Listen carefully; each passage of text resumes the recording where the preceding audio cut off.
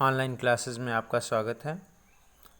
आज का टॉपिक आपका कबीरदास विरचित पद है। पहले कवि परिचय देख लेते हैं। इनका जन्म वाराणसी लहरतारा में हुआ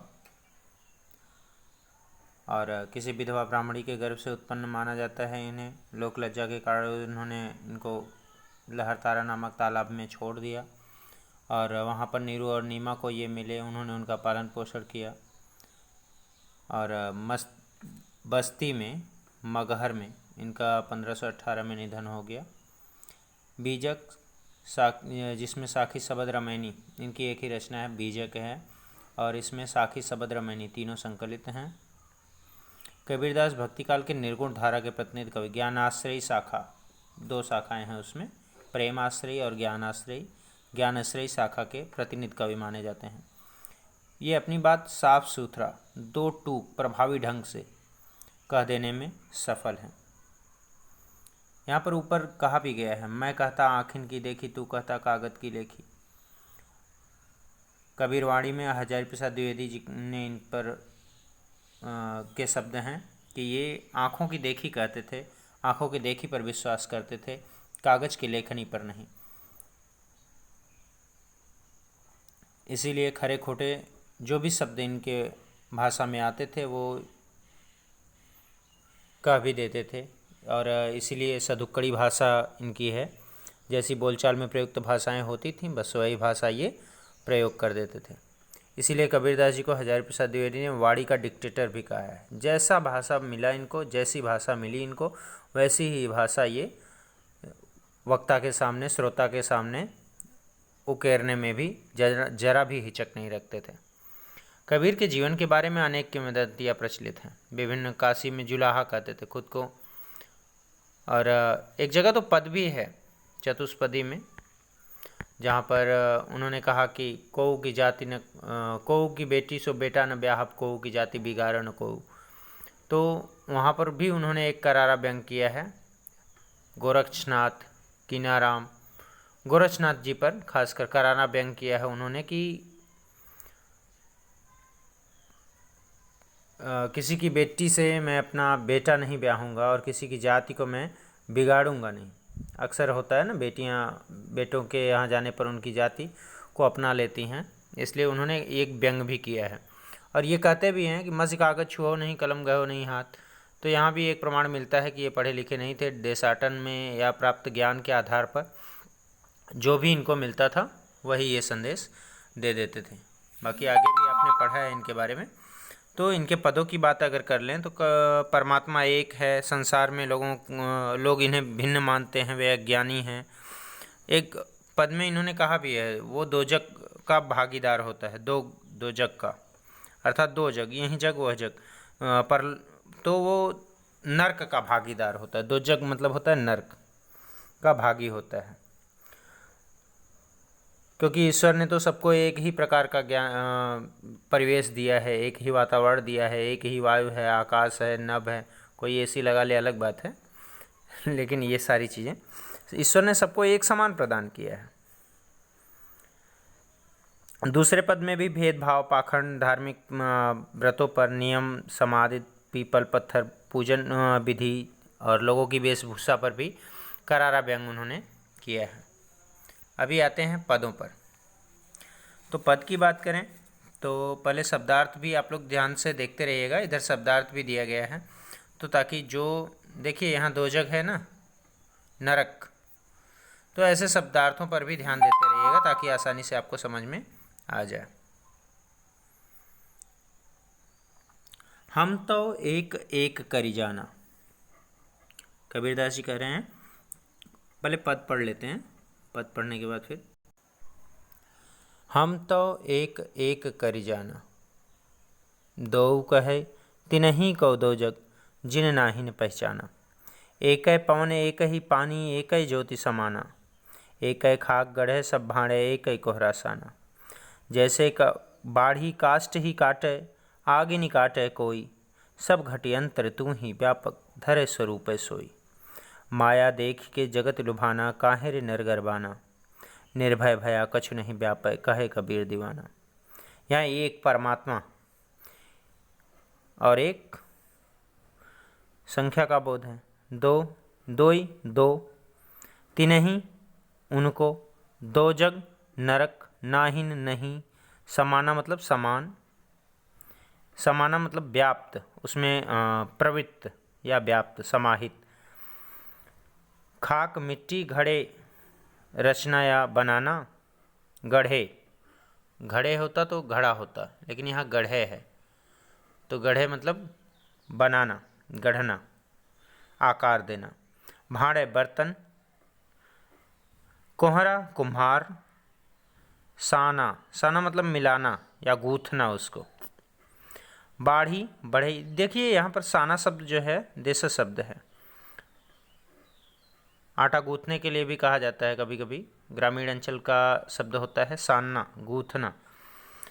तो बाढ़ी बढ़ई काष्ठ लकड़ी को कहा गया है। घट घड़ा या हृदय, अंतर भीतर अंदर, धरे मतलब रखना, यहाँ भी तद्भव शब्द है। स्वरूप स्वरूप, सोई वही, लुभाना, लुभाना मतलब छुप लुब्ध हो जाना, रम जाना। गर्बाना गर्व करना, निर्भय भया मतलब निडर हो करके। तो ये सारे शब्द आए हैं, आप इसको हाईलाइट कर लीजिएगा और उनको लिख भी लीजिएगा जितने शब्द मैंने बोले हैं। अभी अर्थ की बात आती है। हम तो एक एक करी जाना, जो परमात्मा है, परमपिता परमेश्वर है, ईश्वर है, भगवान है, निर्गुण ब्रह्म है, मैंने तो उसे एक ही कण से एक ही माना है कि वो क्या है, एक है। दो ही कहे तिनहि कहो दो जग जिन नाहि न पहचाना, और जिसने उनको दो कहा, कोई खुदा मान ले, कोई राम मान ले, तो जिसने उसने दो कहा, जो लोग उस परम तत्व को आत्मा, परमात्मा, जीव, ब्रह्म आदि अलग अलग मानते हैं, जिन नाहि न पहचाना, कहो दो गज दो जग जिन नाहि न पहचाना, जो उन्हें दो कहते हैं और जिन्हें उनकी पहचान नहीं है, वो नरक के भागीदार होते हैं। एक है पवन, एक ही पानी, एक है ज्योति समाना, क्योंकि इस संसार के निर्माण में या इस संसार का निर्माणक जो है वह एक है, और सभी को एक ही प्रकार से, एक ही मिट्टी से व्याप्त, एक ही मिट्टी से बनाया है, एक ही कुम्हार ने बनाया है। एक है पवन, एक ही पानी, एक ही पवन है, एक ही ज्योति है, एक ही पानी है, एक ही जल है, और सभी समान रूप से। एक है खाक गढ़े सब भाड़े, एक है कोहरा साना, एक ही कुम्हार ने बनाया है, एक ही खाक से, मिट्टी से गढ़े हैं सभी बर्तनों को, एक ही कुम्हार ने बनाया है। जैसे बाढ़ी काष्ठ ही काटे, आगे नहीं काटे कोई। जैसे बढ़ई, बाढ़ी बढ़ई केवल काष्ठ ही, लकड़ी को ही काट सकता है, अग्नि को, उससे व्याप्त या उस लकड़ी में व्याप्त होने वाली अग्नि को नहीं काट सकता। सब घट अंतर तू ही व्यापस, धरे स्वरूप सोई। उसी प्रकार वह परमात्मा, परम ब्रह्म, ईश्वर अकाट्य है, उसे काटा नहीं जा सकता, अर्थात वह अकाट्य है। हे परमात्मा, वही परमात्मा चूँकि समस्त प्राणियों में व्याप्त है, धरे स्वरूप सोई, उसी के स्वरूप को धारण कर लेता है। माया देख के जगत लुभाना, काहे नरगर बना, और यह संसार झूठी माया पर इतराने लगता है। थोड़े से गाड़ी बंगला हो जाए तो उस घमंडी हो जाता है, कहा जाए तो। माया देखी के जगत लुभाना, काहे रे नरगर बाना, निर्भय भया कछु नहीं व्यापय, कहें कबीर दीवाना। वह निर्भय रहते हैं। कौन से लोग निर्भय रहते हैं? जो इनसे मुक्त होते हैं, लोभ माया मोह से परे होते हैं, मुक्त होते हैं। वह निर्भीक होकर के जीवन व्यतीत करते हैं और उन्हें किसी भी प्रकार का कोई भय नहीं रहता। अभी दूसरे पद की बात करें तो दूसरे पद में भी संतों देखत जग बौराना। अब संसार की दशा के बारे में वर्णन कर रहे हैं कि संतों देखत जग बौराना, संसार देखो यह जग क्या हो गया, यह संसार क्या हो गया। संतों, हे सज्जन व्यक्तियों, देखो यह संसार क्या हो गया है, पागल हो गया है। बौराना, बौराना एक पद भी बार बार प्रयुक्त होता है। कनक कनकते सौगुनी मादकता दिखाए, वा पाए बौरा जग वा खाए बौरा, तो पागल हो जाना। वहाँ भी बौरान कनक कनक दो शब्द है, वह शब्द पुन पुन है अर्थ और ही, और स्वयं का अलंकार है भेद अनेक, और वहाँ पर यमक अलंकार है, ध्यान दीजिएगा। संतों देखा जग बौराना, हे सज्जन व्यक्तियों सुनो, यह जग, यह संसार क्या हो गया है, पागल हो गया है। यहाँ संतों साधकों के ऊपर भी कहा गया है, हे साधकों सुनो, यह जग क्या हो गया है, पागल हो गया है। साच कहो तो मारन धावे, झूठे जगपतियाना। अगर सच्ची बात इससे की जाए तो यह मारने के लिए तत्पर हो जाता है। जाहिर सी बात है, किसी के सामने सही बोल के देखिए, तैयार हो जाता है झगड़ने के लिए। चोर को चोर कह के देख लीजिए। तो साच कहो तो मारन धावे, झूठे जगपतियाना। अगर सच्ची बातें कहो तो मारने के लिए तत्पर हो जाता है, और झूठ कहो तो उसी पर विश्वास कर लेता है। बुरा है, लंगड़ा है, उसे कहिए बहुत ही सज्जन हैं आप, भले ही वह खड़ूस हो, वह उसी पर विश्वास कर लेता है।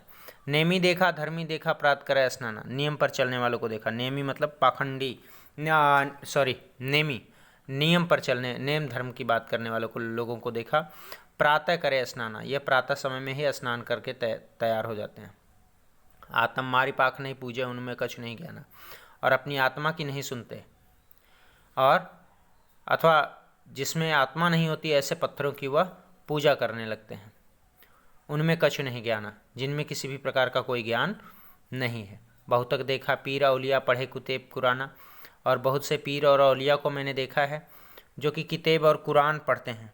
किताब मतलब ग्रंथ होता है, कुरान मुस्लिम ग्रंथ है। तो बढ़ते बहुतेक देखा पीर औलिया पढ़े किताब कुराना। कै मुरीद तदबीत बतावे। मुरीद मतलब होता है शिष्य, वह उनके मुरीद हो गए हैं, कहा जाता है ना। तो कै मुरीद, उनके मुरीद तदबीद बतावें। तदबीद मतलब उपाय बतावें, उनमें वह जो ज्ञान, उनमें जो ज्ञान है।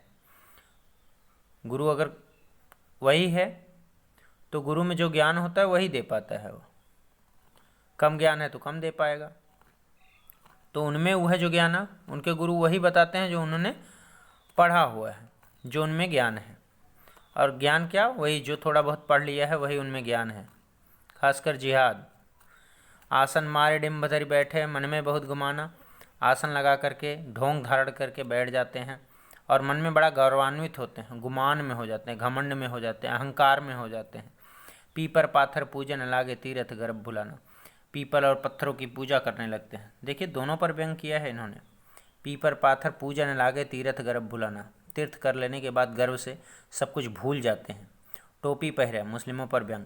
माला पहरे, हिंदुओं पर व्यंग। छाप तिलक अनुमाना, स्वतः ही अनुमानित से ही वह छाप तिलक लगा लेते हैं। साखी शब्द ही गावत भूले। साखी के शब्दों को, पदों को गाते हुए वो भूलने लगते हैं। आत्म खबर ही न जाना, और अपने आत्मा की, स्वयं की, अंतर्मन की, हृदय की पुकार को नहीं सुनते, उसकी खबर को नहीं जानते। हिंदू कहे मोहि राम प्यारा, तुर्क कहे रहीमाना। हिंदू कहता है मोहे राम प्यारे हैं, मेरे भगवान तो श्री राम हैं। और तुर्क कहता है अब्दुल रहमान रहीम खान रहमान हैं। आपस में दो लड़ लड़ मुँह मर्म न का हो जाना। और आपस में दोनों लड़ करके एक दूसरे के को नीचा दिखाने के लिए आपस में दोनों मृत्यु को प्राप्त हो जाते हैं। और उस ईश्वर को, उस परमात्मा के, उस परम पिता ब्रह्म के, उस परम ब्रह्म की भेद को कोई, मर्म मतलब होता है भेद, भेद को कोई भी समझ नहीं पाता। घर घर मंत्र देत फिरत हैं, घर घर मंत्र देत फिरत हैं, महिमा के अभिमाना। और घर घर में मतलब प्रत्येक घर में वह मंत्र देते हुए फिरते हैं, महिमा के, अभिमानित तो हो करके, अभिमान में आकर के उनके शिष्य जो होते हैं वह मंत्र देते हुए फिरते हैं। और ऐसे लोगों के साथ क्या होता है, गुरु के सहित सिख सब बूढ़े, अंतकाल पछताना। ऐसे गुरुओं की शरण में जाने पर शिष्य भी सब डूब जाते हैं। बूढ़ना मतलब डूबना, सब डूब जाते हैं और अंतकाल में केवल पछतावा ही हाथ लगता है। कहें कबीर सुनो हो संतों, ये सब मरम भरम भुलाना। ये सब क्या है, एक दूसरे भ्रम है और इन्हें भूल जाना चाहिए। कबीरदास जी कह रहे हैं, सज्जन व्यक्तियों सुनो, हे संतों सुनो, ये सब भ्रम है, इन्हें क्या हो जाना चाहिए, भूल जाना चाहिए। कहती का कहो कहा नहीं माने, सहज सहज समाना। और किसी का भी कुछ भी कहा नहीं मानना चाहिए, क्योंकि सहज सहज जो भी हैं सब क्या हैं, परमपिता परमेश्वर एक हैं, उस ईश्वर का रूप एक है, वह ईश्वर एक हैं। सब में कहीं न कहीं वह आत्मा सहज भाव से, सहज साधना से मिल करके अंतकाल में सहज स्वाभाविक प्रेम उसी में लीन होता है, जो वह परमपिता का रूप है वह एक ही है। सहज रूप में अगर बात कही जाए तो वह ईश्वर, वह परमात्मा, वह प्रभु, वह भगवान सब एक ही हैं। इसमें किसी भी प्रकार का कोई भेदभाव नहीं है। यह भाग 1 समाप्त हो गया आपका। भाग दूसरी में आपको प्रश्नोत्तर से संबंधित तर्क दिया जाएगा।